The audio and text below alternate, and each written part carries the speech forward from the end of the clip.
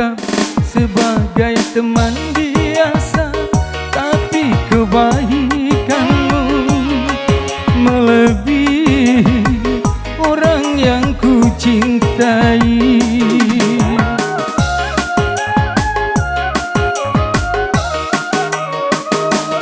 Mengapa engkau yang harus memperhatikan diriku ini, sedang engkau cuma teman biasa?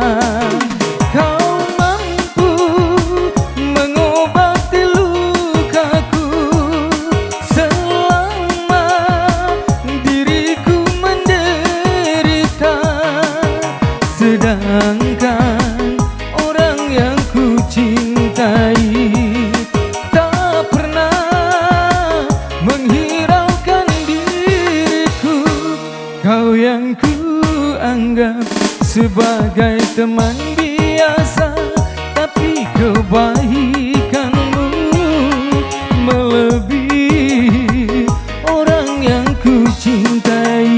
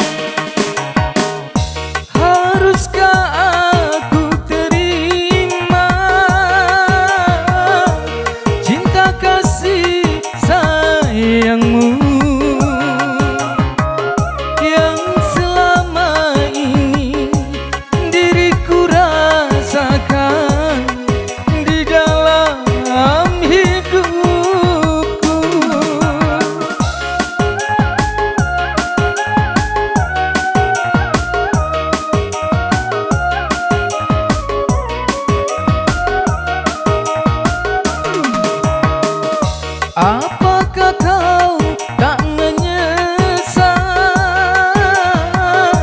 bila mencintaiku? Karena yang kau dapat bukan yang pertama, tapi sisa orang lain. Kau yang ku anggap sebagai teman biasa, tapi kebaikanmu melebihi orang yang ku cintai.